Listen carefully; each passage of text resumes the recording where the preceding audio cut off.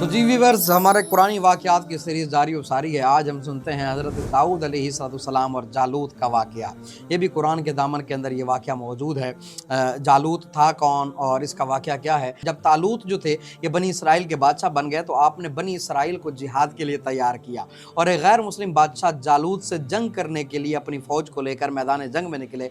जालूत बहुत ही कद आवर और निहायत ही ताकतवर बादशाह था। वो अपने सर पर लोहे की जो टोपी पहनता था ना, उसका वज़न 300 रितल था।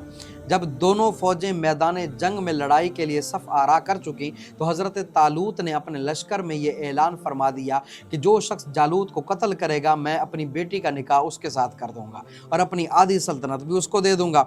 ये फरमान शाही सुनकर हज़रत दाऊद अलैहिस्सलाम आगे बढ़े, जो अभी बहुत ही कम सिन थे और बीमारी से चेहरा जर्द हो रहा था और गुर्बत मुफल्लिसी का आलम ये था कि बकरियां चरा कर उसकी उजरत से गुजर बसर करते थे। रिवायतों में आता है कि जब हज़रत दाऊद अलैहिस्सलाम घर से जिहाद के लिए रवाना हुए थे तो रास्ते में एक पत्थर ये बोला था कि ए दाऊद मुझे उठा लीजिए क्योंकि मैं हज़रत मूसा का पत्थर हूँ। फिर दूसरे पत्थर ने आपको पुकारा कि ए दाऊद मुझे उठा लीजिए, मैं हज़रत हारून का पत्थर हूँ। फिर तीसरे पत्थर ने कहा था कि ए हज़रत दाऊद मुझे उठा लीजिए क्योंकि मैं जालूत का कातिल हूँ। आपने तीनों पत्थरों को उठाकर झूला वगैरह था या जो भी आपके पास उस वक्त था उसमें आपने रख लिया। अब आगे क्या हुआ, जब जंग शुरू हुई तो हज़रत दाऊद अलैहिस्सलाम अपनी जो रस्सी का बना हुआ एक हथियार था जिसके बीच में पत्थर रखते हैं और हाथ से उसको गर्दिश देकर उस पत्थर को हरीफ पर मारते हैं, तो हज़रत दाऊद अलैहिस्सलाम ने ना अपनी उस जो बर्तन था या जो भी कह लें वहाँ से उसको से लेकर सफ़ों से आगे बढ़े और जब जालूत पर आपकी नज़र पड़ी ना तो आपने तीनों पत्थरों को अपनी यानी वो जो चीज़ थी उसमें रख कर और बिस्मिल्लाह पढ़कर जो है ना उससे तीनों पत्थरों को जालूत के ऊपर फेंका और ये तीनों पत्थर जाकर जालूत की नाक और खोपड़ी पर लगे और उसके भेजे को पाश पाश करके सर के पीछे से निकल कर 30 जालूतियों को लगे और वो सब के सब जो है ना वो मर कर वो इधर गिर पड़े।